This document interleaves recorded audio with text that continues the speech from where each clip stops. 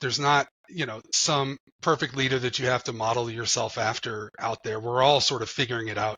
Grown-ups are basically just kids with longer, hairier legs, and we're kind of making it up as we go along is what you'll learn. But you can actually choose what kind of leader you want to be and how you show up. And so don't think, if you see a tough coach or a tough leader and to be a leader, I've got to be tough. Maybe not. You can actually lead with your heart. You can lead with who you are as an individual. And look, there are attributes that I would like to have that I don't have as a leader, right? Just sort of personality wise or whatever, but you can choose. You can choose what kind of leader you want to be. You can choose how you show up. You can choose, if this is a passion, to get better at it all the time and to be vulnerable. Welcome to the True Leadership Podcast, where we sit down with executive leaders to explore what leadership really means through the lens of their stories, their wins, their struggles, their vision, and their lessons along the way. I'm Ty Hammond, founder of One Mountain Leadership and creator of the True Leadership Approach, an awareness-based path that helps leaders shift their focus from what to do about their problems to how to grow from them. Whether you're just stepping into leadership or are well-seasoned and at the top of your game, your potential won't be realized following someone else's script, but you can draw insights from their stories and turn it into wisdom by putting it into practice in your own life. Welcome to the True Leadership Podcast, where we explore the essence of leadership beyond tactics and performance by sitting down with executives to hear what matters most to them. I'm your host, Ty Hammond. Today's guest is Adam Puckett. Adam is a systems-driven sales leader and strategist who has built and scaled high-performing teams across the technology sector. Currently, the Vice President of Sales for North America at COS Systems, Adam is on a mission to expand broadband access and modern infrastructure across the U.S. A two-time founding VP of Sales, he's led companies from zero to over $100 million in revenue in under 2 years, combining strategic partnerships, cultural transformation, and disciplined execution.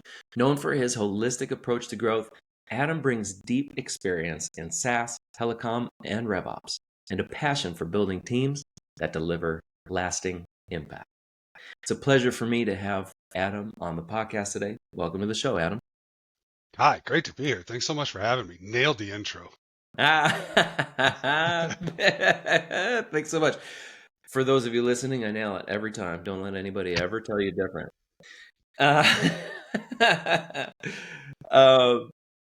I always start with this question here, Adam. I'm so curious to hear from you. Every leader, of course, every human being has a beginning. Of course, who we are as leaders at work and in life starts taking shape long before we advance to any position of leadership, any executive position. I'm curious if you'll share with us who's someone from your early life and maybe an early experience that shaped the kind of leader that you are today. Yeah, I've been just incredibly lucky. That question caused a lot of reflection for me. Actually, I've been carrying this question around for a couple of days, thinking about what goes into me as a leader. And one, I was raised in that whole it takes a village, and the Midwestern work ethic and kind of traditional family values environment. And so that's kind of the primordial soup, if you will, of where I came from.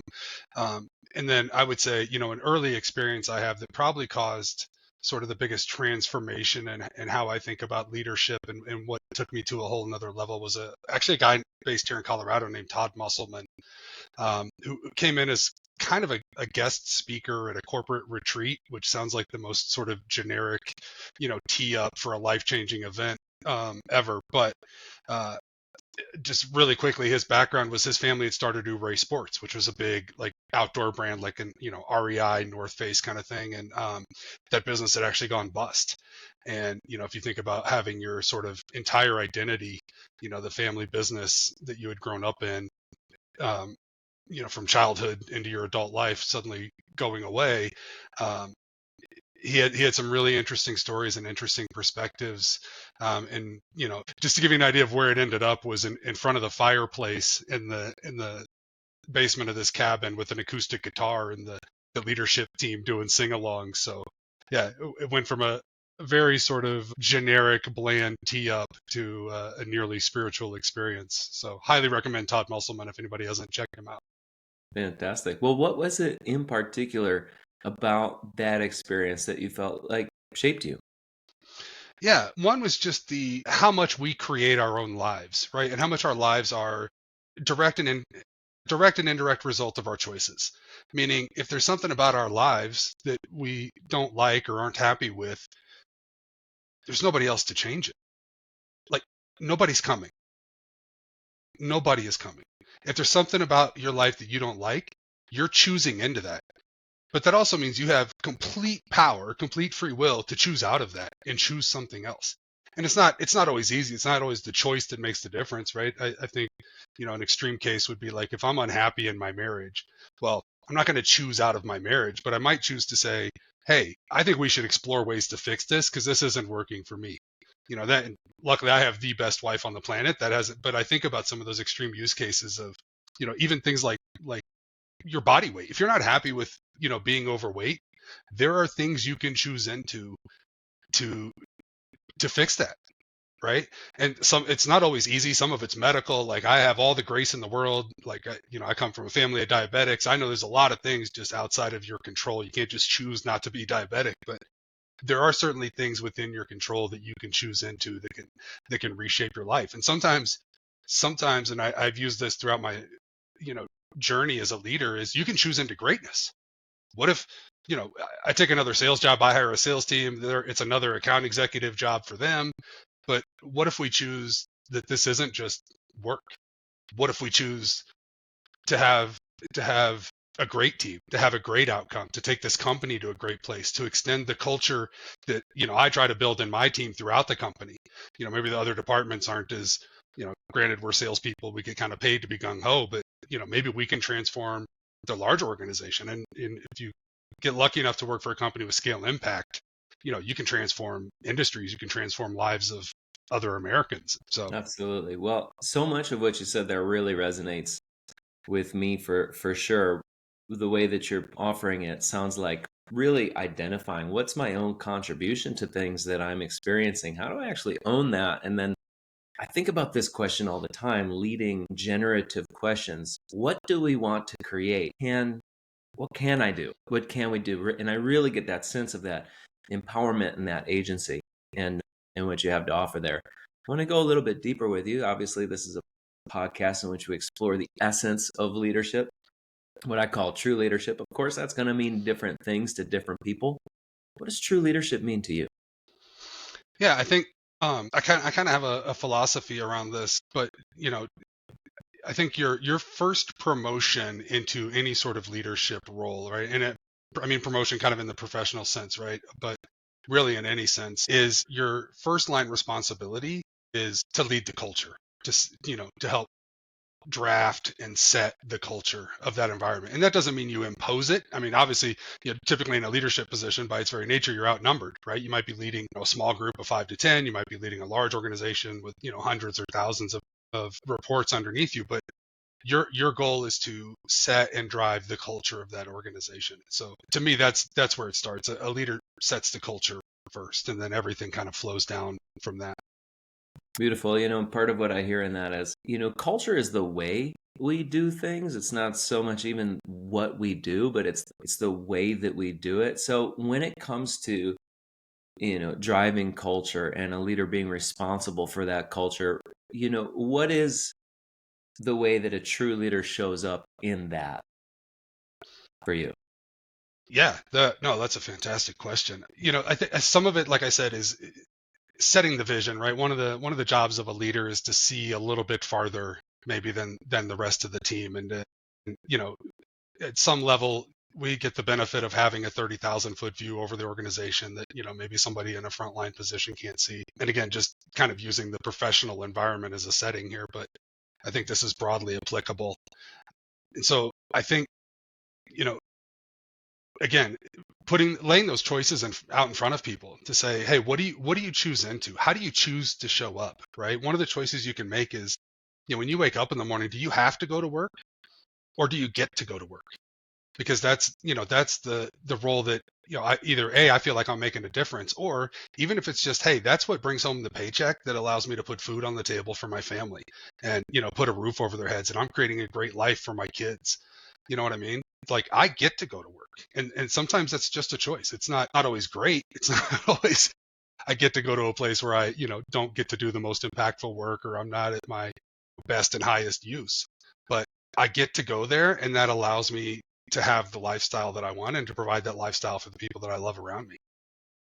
Well, of course, what we're talking about already points to this, that leadership is a journey. You said, even in listeners wouldn't have heard this, but you did in our initial meet and greet before our conversation here, were telling me that, boy, this is like a really lifelong journey of leadership here. So I'm curious if you can share a little bit about what you've learned in that journey. Maybe an experience that really challenged you and became a turning point. You've already talked about one turning point in particular, but how about another one, maybe from your leadership journey, one in which you felt really stretched or challenged? And in what way did that shift your perspective and how you lead? That's a great question. Well, first of all, I got here by making every mistake and probably making it more than once along the way, but was always at least eager. Yeah, I shared with you earlier that, this has been a journey and a bit of a passion for me to study leadership, professional, civilian, military, how you lead small teams and at scale, how you transform individuals. But one really quick story. My first sort of real management job was selling cell phones, and I think we were selling. We had moved on from StarTAC and phones that played Snake. I think we were maybe in the Motorola Razr days, pre-iPhone. But I took over this small store and was told, "Hey, there's this kid here, Blake, and he's no good, and you're gonna have to fire Blake." And I got in there and got to know Blake a little bit and just observed and watched. Again, the kid had all the enthusiasm and just hadn't been molded, and was able to kind of have him choose into that. And I didn't have that language then, but choose into, hey man, if this is for you, I think you could really do this. But if it's not, maybe we need to look at doing something else. And I'm happy to, give you good wishes and a reference and send you on your way. But if you're in, man, I'm in with you, and, would love to see what this turned into. And, I really think you could be something. And that's that.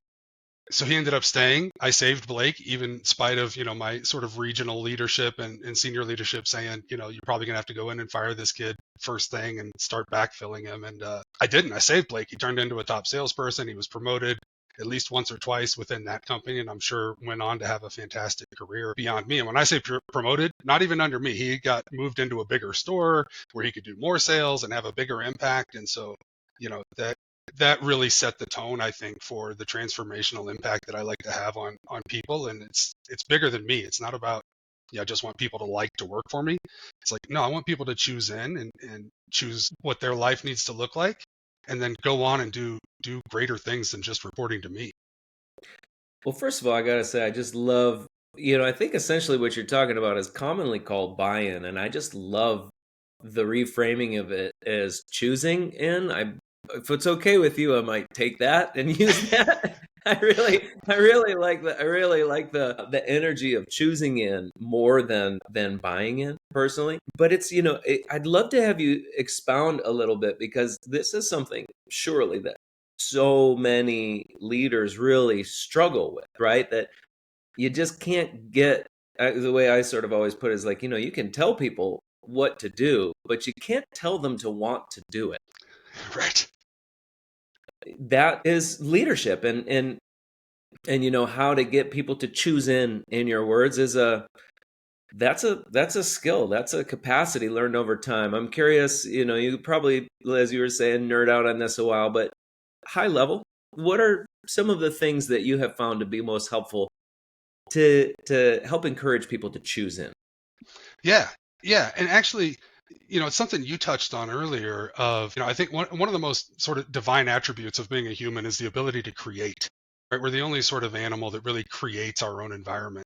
And so, one of the exercises that I found to be actually really, really effective is to actually work with people to create the sort of environment that they want to be in. And I did this with a team, and it sounds very open-ended and it seems like it could go off the rails, but I think generally human beings sort of want the same things, right? That's kind of a big lesson. And if you've traveled around the world, you've seen, families want the same thing. They want the best for their kids. They want a safe environment to raise a family and, have dinner with their neighbors and those kind of things.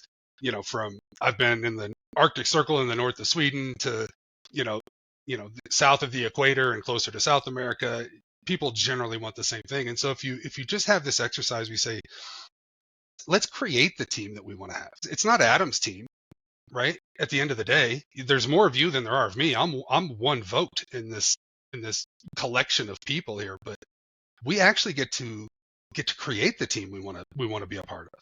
And what does that look like for us? And sometimes it's interpersonal, and you should probably cover that. Sometimes it's professional. Hey, I come from a sales background, so our results are very measurable. So, we like to, usually have results be a part of that conversation, but it's also how you execute, right?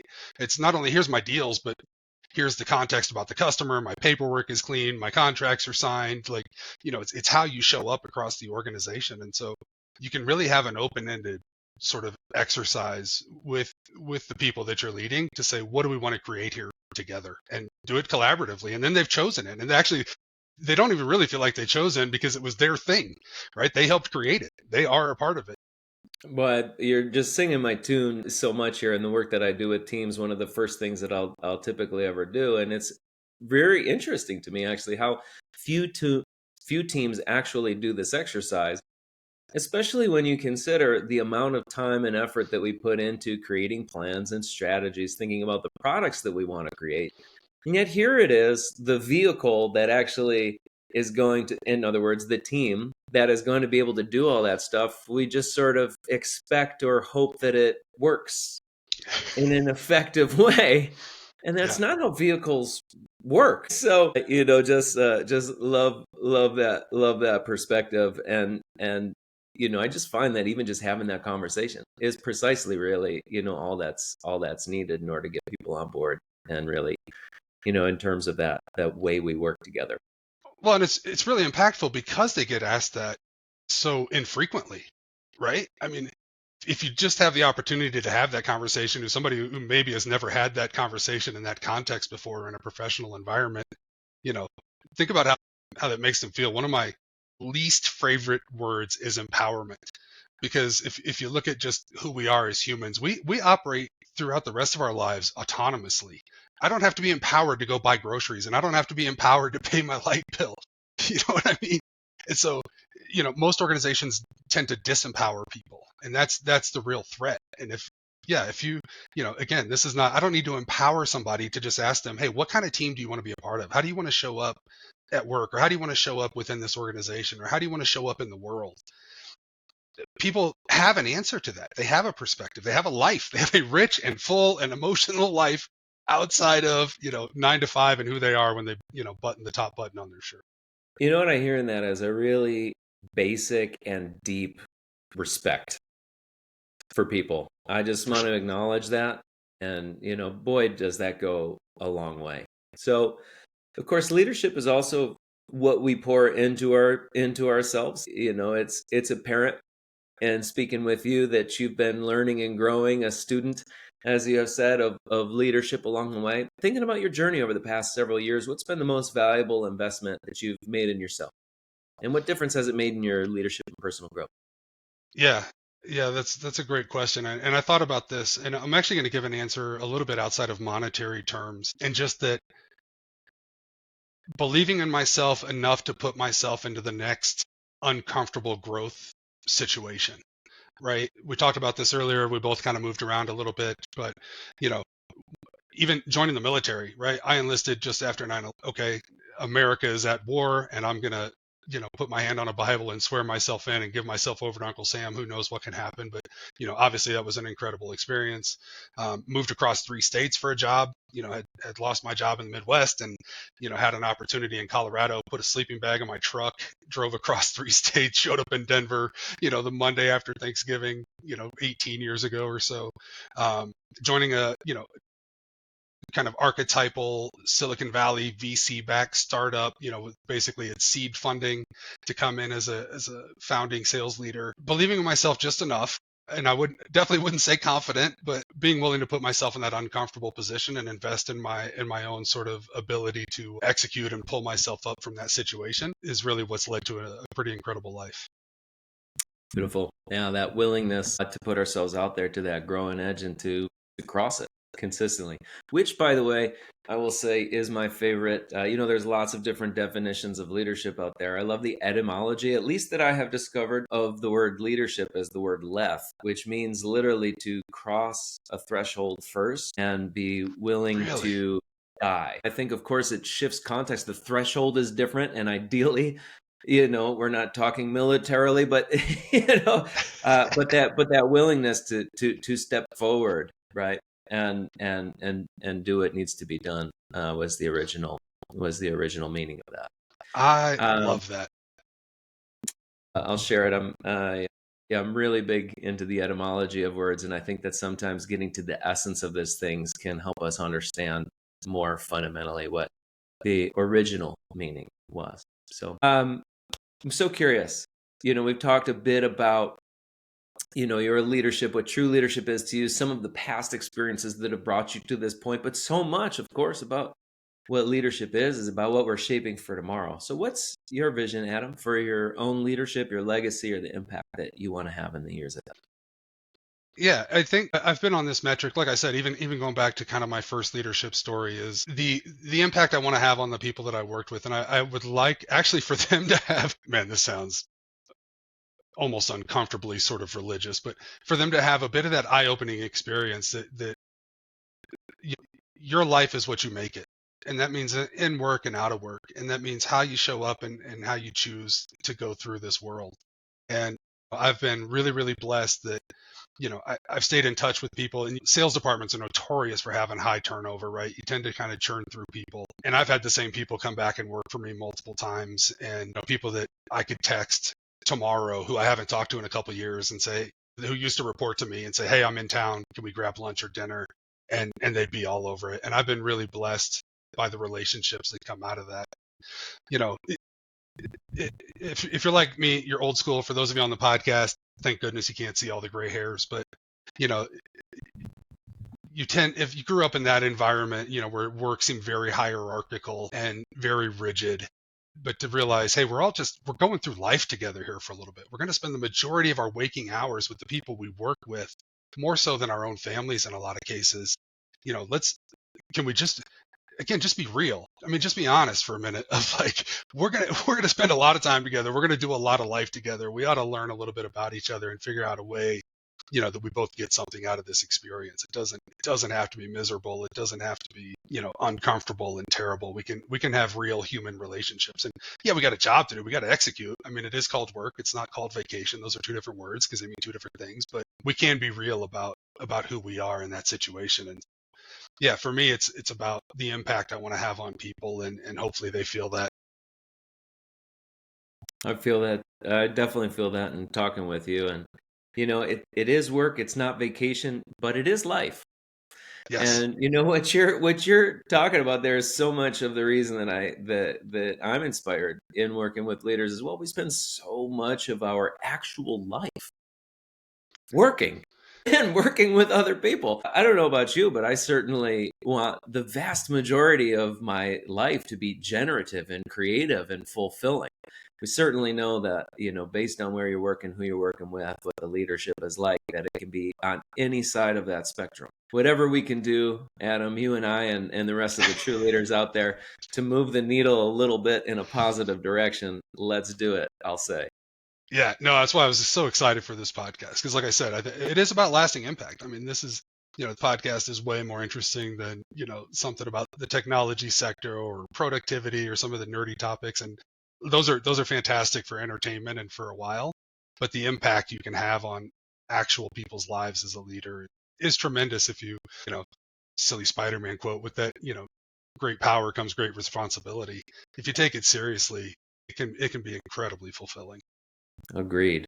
Well, of course, true leadership, as we're talking about how you've grown, vision into the future, that's going to require continuous growth from you. So thinking about what true leadership means to you, all that we've discussed here today, in what ways are you being stretched or tested in your leadership or in your life today? Yeah, my journey's not over. I think we talked about this. For me, this is continuous learning. A lot of times my ego and self-confidence can sometimes get out in front of me, and then I look back 5 years later. And I think this is a good thing, but you look back 5 years later and you're like, man, I was not great. I was highly suboptimal, to use a term, and I've come really far. And so for me, I strive to keep pushing. I'm a better, if you'd asked me 5 years ago, I would have said I was a pretty good leader. And if you'd asked me 10 years ago, I would have said I was a pretty good leader. But if I look back from those milestones, 5 years after 10 years ago, and now 10 years after that, I was definitely an amateur, and I still feel like an amateur. I feel like this is the lifelong game, right? This is the thing that it takes, maybe a few hours to learn, but a lifetime to master. And so I have goals and milestones for what's next. I feel like I've grabbed the brass ring sort of professionally, but life's going to take me to some new places. I've been able to really blessed that I can pick and choose for the kind of organizations I work with now. And I work for organizations that lift my head off the pillow, that make me feel good about my impact on the world at the end of the day. And so, yeah, I'm going to keep pushing in that direction. That's beautiful. I'm wondering to what extent you're aware of what that actual leading edge is for you. Like, what are the ways that you feel like you'll need to grow into whatever that, say, next level or next evolution of leadership is for you? Yeah, I think, part of it is maybe scale. I've been a leader early, and I've been a leader for relatively small organizations. So I think that's definitely an edge for me of, what would it look like for me to lead a scale department. I haven't found that right opportunity yet, but that's something I'm very open to. Beautiful. Well, this last question is a little bit more of an invitation. You have the time and the space here to offer to our listeners whatever it is that's most in your mind and your heart to share right now. Anything at all. Take your time. The floor is yours. Wow. Again, I would think I would just point to there's not one way to do leadership. There's not, some perfect leader that you have to model yourself after out there. We're all sort of figuring it out.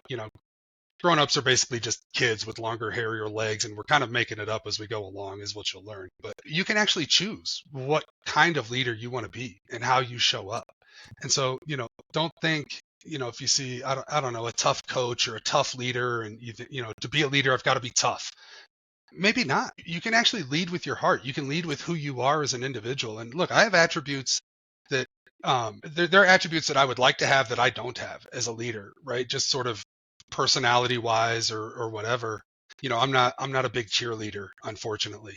And I need to kind of augment myself. I need to be self-aware enough to kind of know that and say, I tend to get kind of right into the thick of things and don't take enough time to celebrate. But you can choose. You can choose what kind of leader you want to be. You can choose how you show up. You can choose, if this is a passion, to get better at it all the time and to be vulnerable.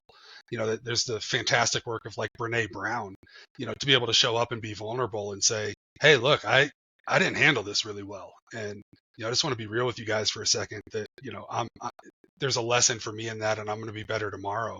You can choose to be that kind of leader. There's not a right way. Don't let anybody put you in a box. You can choose then to be a fantastic leader on your own terms. Well, speaking right to the heart of what I consider to be true leadership here as well, Adam, as it is, I think, not possible to follow somebody else's playbook to your own true leadership. That's something that has to be realized through 1000%. growth and a willingness and a courageousness to be living that in your life. So, Adam, I so appreciate the wisdom that you've shared here with me today. I've really gotten so much out of it, and I'm sure that whoever listens here is going to equally benefit from what you've shared here today. Thank you so much for being a guest on the True Leadership Podcast. Ty, this was fantastic. Like I said, I nerd out about this topic, listen to podcasts, read the books. I've got books in my Amazon shopping cart. I've got bookshelves in the house on leadership, and have been blessed to have some really great leaders show up in my life. And so I so appreciate this opportunity, and I really think you're doing fantastic work. Thank you so much. I appreciate that so much. Equally to you. All right. That's it for this episode of the True Leadership Podcast. If you enjoyed this conversation, you can subscribe to YouTube, Spotify, Apple Podcasts, or wherever you're listening to this to catch future episodes. This conversation was brought to you by One Mountain Leadership, where we help leaders grow the capacity, confidence, and presence of true leadership through the True Leadership approach. To learn more about the approach, our offerings, our community, and how we can help you realize your potential in both leadership and in life, visit us at onemountainleadership.com.